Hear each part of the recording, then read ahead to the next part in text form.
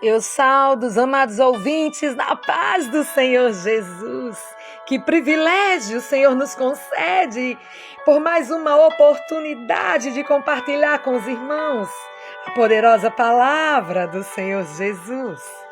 Sabe, para nossa meditação, a nossa reflexão neste dia, vamos estar lendo lá em Romanos, lá capítulo 12, no verso 2, onde fala: e não vos conformeis com este mundo, mas transformai-vos pela renovação do vosso entendimento, para que experimenteis qual seja a boa, agradável, perfeita vontade de Deus. Louvado seja Deus. Se eu fosse dar um tema para essa mensagem, o tema de hoje seria transformados para transformar. Você sabe por quê, meu amado ouvinte? A pessoa transformada por Cristo, ela não deve viver conforme os padrões desse mundo.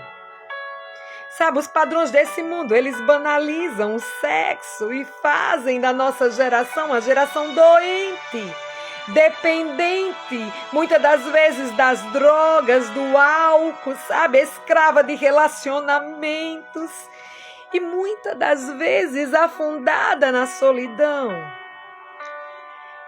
E já a nova vida com Cristo é diferente, meu querido. Sabe, eu estava meditando desde o capítulo 11, sabe, quando Paulo tratou da doutrina e agora ele tratará da ética. Sabe, após ter glorificado a Deus com um maravilhoso hino, lá em Romanos 11, 33 ao 36, depois você dá uma lida. O apóstolo Paulo passa para a parte prática da epístola aos Romanos, que é a aplicação, sabe, do ensino e da doutrina no nosso dia a dia, no dia a dia dos crentes, no comportamento, na conduta, nas ações de cada servo de Deus, enquanto viver sobre a face da terra. Tem que ser diferente, sim. Aliás, amado ouvinte, lá no capítulo 12 ao 16, sabe, responde a pergunta de como deve ser a vida diária dos que foram justificados pela graça. Se você ler a Bíblia, meu querido, você vai entender. A Bíblia nunca ensina uma doutrina para torná-la simplesmente conhecida. Sabe, ela é ensinada para que seja transferida para a prática. No capítulo 12, Paulo trata de nossos deveres em relação aos outros cristãos, sabe? A comunidade, sabe? Aos nossos inimigos, ao governo e aos irmãos mais fracos. Paulo mostra tudo, sabe? Que após experimentar a graça divina, não é mais possível viver segundo as normas ou, sabe, da maneira de pensar deste mundo pecaminoso, meu querido. Medite lá em Romanos 12, no verso 1 e 2.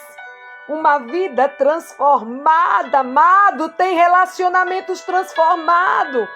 Não podemos amar a Deus e odiar os nossos irmãos. Não podemos ter um relacionamento vertical correto se os nossos relacionamentos horizontais estão errados. Você está me entendendo, querido ouvinte? O apóstolo também mostra que, como novas criaturas, nós pertencemos a um corpo, o corpo de Cristo. E cada membro desse corpo recebeu dons, recebeu talentos. E estes precisam ser usados com humildade, amor, sabedoria, contribuindo para o bem-estar de todos. E todos que fazem parte do nosso dia a dia, da nossa vida. Sabe? A nova vida em Cristo consiste em viver em santidade. Oh, meu querido, a minha oração hoje é para aquele que roubava, que ele pare de roubar. Aquele que vive na mentira, na fofoca, ele Pare com essas coisas. Meu amado, preste atenção a uma coisa. Você não pode estar na presença do Altíssimo e querer continuar com a vida que outrora você tinha, comprando e não pagando. Onde está o seu temor ao Senhor? A pessoa transformada por Cristo não deve viver conforme os padrões desse mundo. Mas nós temos que ser diferentes, temos que pedir ao Senhor Jesus para nos direcionar, para guiar os nossos passos.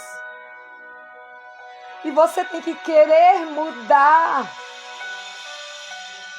Sabe, tem muitas pessoas que ainda estão dentro da igreja.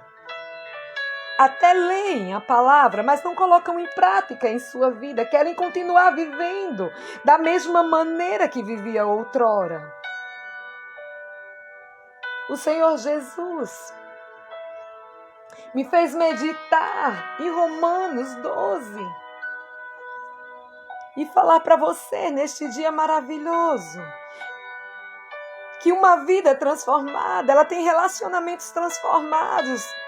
Não podemos amar a Deus e odiar os nossos irmãos. Não podemos ter um relacionamento, sabe, meu amado, que agradam ao mundo.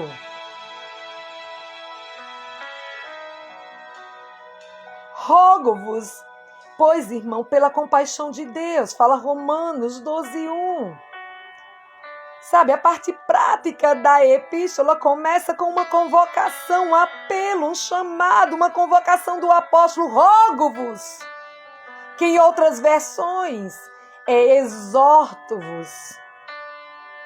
É a primeira palavra desta parte da epístola aos Romanos. Sabe, meu querido, eu estava vendo no texto original grego, o parakale, eu não digo essa palavra direito. Tem o sentido de exortar, apelar, convocar, chamar, rogar. Mas no sentido de chamado.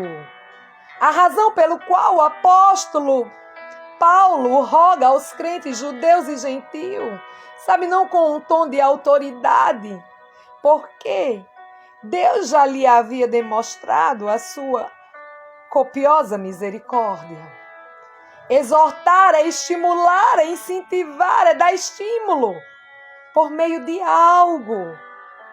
Paulo, após ter mostrado o maravilhoso plano de Deus para a salvação do homem, sabe, seu absoluto controle para o cumprimento de suas promessas, ele lança um convite, um chamado aos crentes de Roma, para que diante do conhecimento desse propósito de Deus para os homens, passem a viver de acordo com a vontade de Deus. Eu te pergunto neste dia, você tem vivido de acordo com a vontade de Deus? Ou você tem passado por cima de tudo e de todos para viver a sua vontade?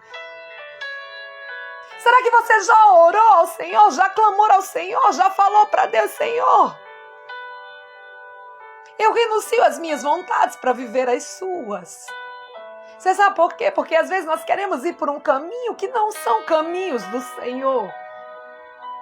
O homem, ele pode fazer plano, mas a resposta final vem do Senhor. Você tem perguntado a Deus?